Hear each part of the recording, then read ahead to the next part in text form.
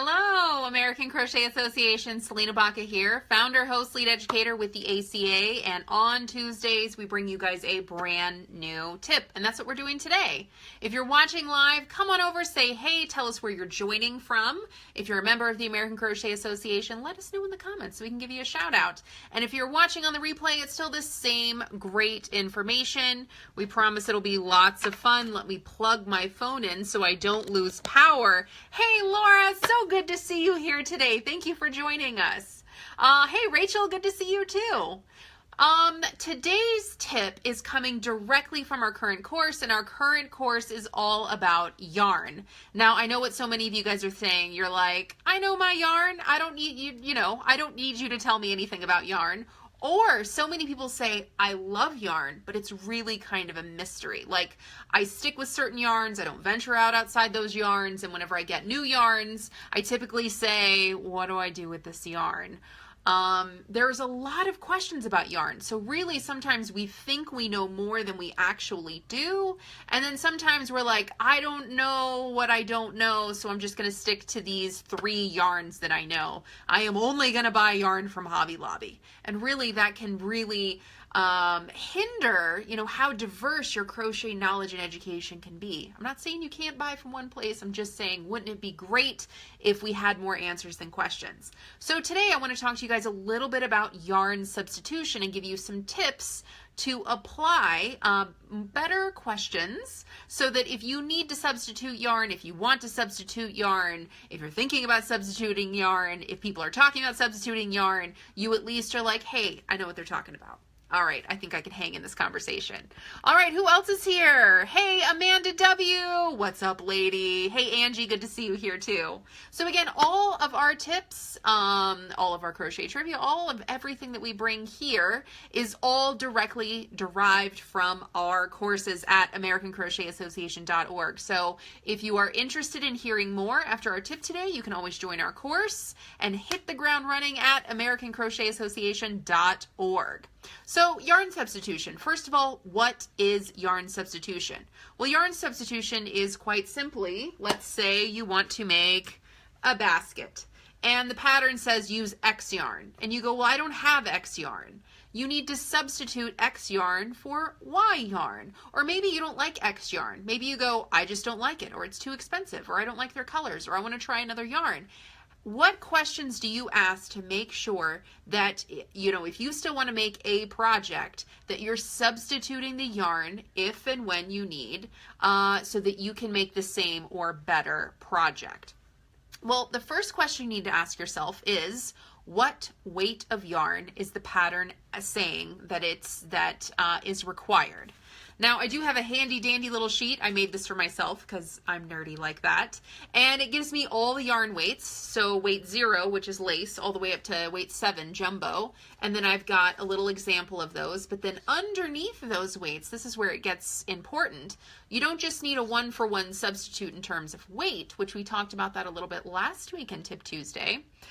We don't just have those 1-for-1 substitutes, then we have subcategories or subclassifications. So for example, a weight 1 superfine may have a subcategory based on how many wraps per inch that particular yarn has. Subcategories include sock weight yarn, fingering weight yarn, baby weight yarn. So not all weight 1s are created equal. So if your pattern says use weight 1 superfine baby, then you know that you need to find a weight 1 superfine baby, and that at the very least is going to be the same weight classification substitution. So that really narrows what yarn should I substitute with. The next thing, and this is kind of a broader, I'm gonna skim on this, and if you guys want more, you just have to take the class, I'm telling you. But some other questions to ask yourself once you find, okay, I've got the right weight and subclassification of yarn, the next thing you want to, or the next questions you want to ask yourself is, okay, the yarn that this pattern is telling me to use, let's say you're making a washcloth. Woo, there goes a bead. So much fun in the live. Say you need to make a washcloth and it calls for cotton yarn. Okay, so you've got if you're substituting whatever the pattern called for and you found a worsted weight 4 medium cotton yarn, what are some, or sorry, let's let's back up just a minute. Then you think about fiber. So this is a cotton yarn. So you may want to substitute for another type of cotton. Now with that, you want to think about the function and the feel of the yarn that you're substituting for. So this cotton yarn is going to be a very different kind of cotton yarn than maybe a cotton yarn that I would want to make a garment out of, like a tank top. So if I want to make a tank top, I'm probably going to use a yarn that has a little bit more flexibility, that has maybe a little bit more softness than the cotton yarn that I'm going to use to make a washcloth. Now this washcloth does not have to be premium cotton yarn. It doesn't have to be Pima cotton. It doesn't have to be Egyptian cotton. It can just be, you know, economy grade. I'm going to throw it in the washer and the dryer. I'm going to wipe my countertops up with this. This is going to be a different kind of cotton than I'm making a tank top, and I want to make sure that it's soft, and I want to make sure it has nice drape, and I want to make sure that it's, you know, it's going to wash and dry well. You're going to ask yourself different kinds of questions depending on the project that you're making. So again, whenever you're substituting, it's not just about having a one-to-one swap in terms of what the weight and the subclassification of the size of your yarn is. You also want to ask yourself questions about the fiber that that particular project is going to need to be, the function, what is it that you're making? How does the yarn need to function? Does this washcloth, can I substitute cotton for wool? Maybe not. Can I substitute cotton for Angora? I wouldn't recommend it. So that's where you think about, okay, what does this project need to do? What does it need to be so that you can really narrow down what kind of fiber you can substitute for, how that project needs to function, and what that project needs to feel like.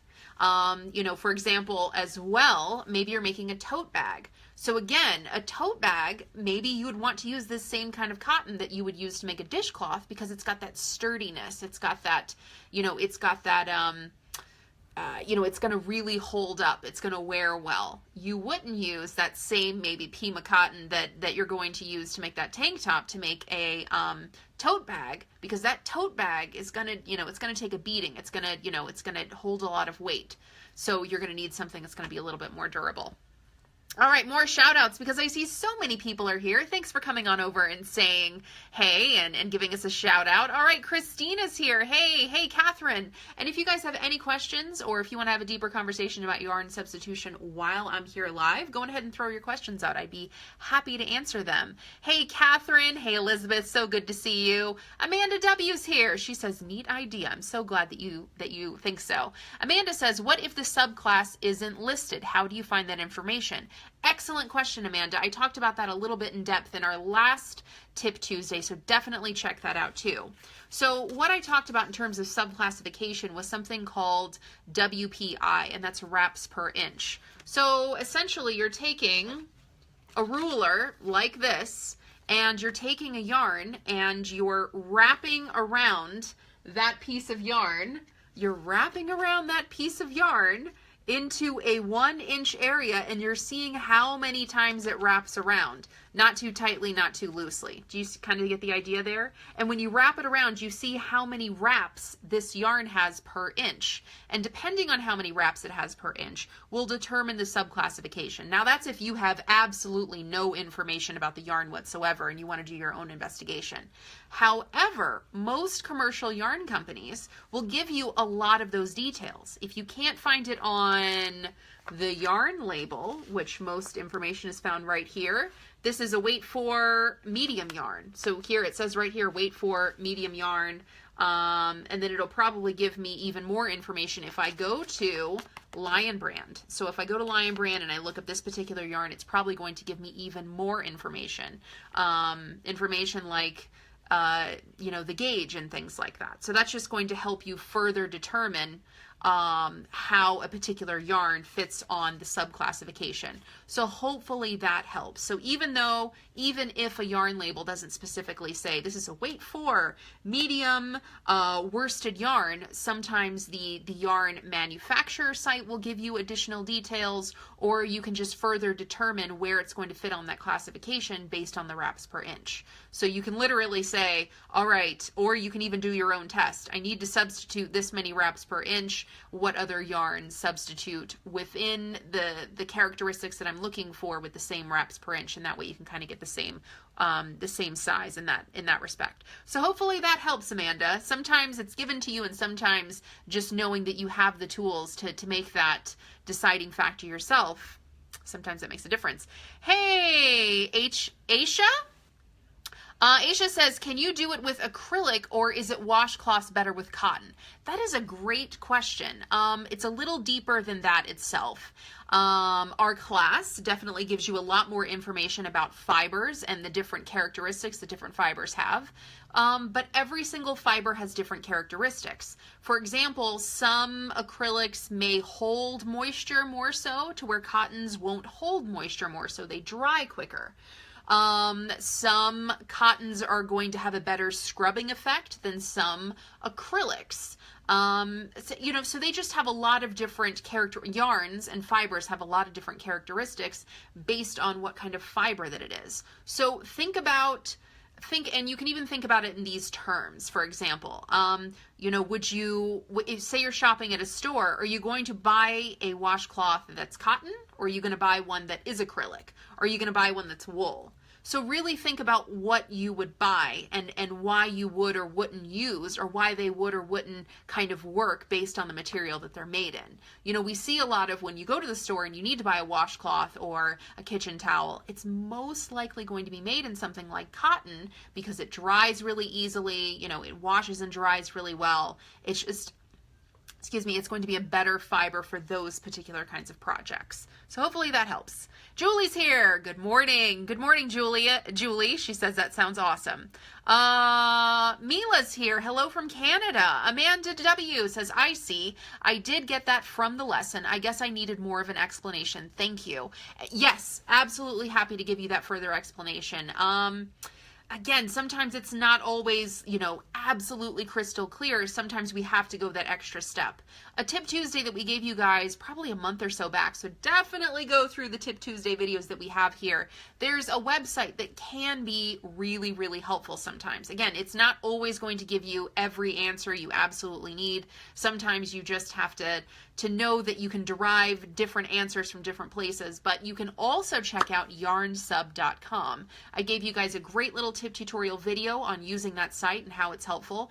And one classification that YarnSub uses to give you a list of yarns to substitute a particular yarn with is that wraps per inch. So they will also give you that information, which just goes to show you that it is a great determining factor when considering what yarns to substitute with. Julie Ann says, I'm watching in bed with the little kittens and Grant. He says hello to you. He loves to watch your videos. He is awake early today for a 7-year-old. Hi, Grant. And hi, Julie Ann. I'm glad you guys are watching. Rachel Redmond says she's sick in her PJs. Oh, well, thanks for watching us, lady. I hope you get well soon. Julie Ann says, get well soon, Rachel. And Rachel just says, thank you. All right, guys, hopefully that helped you. Did it answer all of your questions ever about yarn substitution? No, but hopefully it gave you some better quality questions to ask so that you at least understand what yarn substitution is, and you know that there are broader questions you can ask when you want to substitute yarns for different projects. And again, there are lots of different reasons you'd want to substitute yarn for a project. Maybe you just don't have a yarn available, or maybe you don't particularly like the colors or the fiber or the material, or maybe you want to try something new. Maybe you want something to be more durable, or maybe you want it to be softer or have more fluidity or have better drape. But the more questions you ask, the better decisions you can make as you're crocheting. Lynn just says great info, so I'm so happy that you think so. If you're not already a member of the American Crochet Association, you can join today and get our Yarn Mastery course, and you can learn more about yarn at a 101 level. We talk all about weights, fibers, and types. We teach you how to read a yarn label, because there's a lot of information on a yarn label, and so we kind of decipher all of that and tell you what information you should be looking for and how to decode it. The lesson this week is, of course, successful yarn substitution, so we definitely advance this topic in this conversation. And if you have any questions, go on ahead and throw it in here in the comments, and I will get to them. Julie says, does the Yarn Sub website include international yarns or just US and UK? Excellent question, Julie. I'm not sure If they have any sort of limitations on their yarns, I don't think so, because it seems that they have a lot of diversity in the types of yarns that they offer. So definitely check that out and see what you think. Angie B is here. She says, can you sub acrylic and cotton blends for acrylics? Angie, that's an excellent question, and really there's a lot more questions you should ask than just, is this material a good substitute for this material? You've got to ask yourself, you know, what feel does one have over the other? How do you need this? How do you need the finished project to function? You know, what is it that you're making? So really there's a lot of questions to ask yourself than just, can I substitute a blend for an acrylic?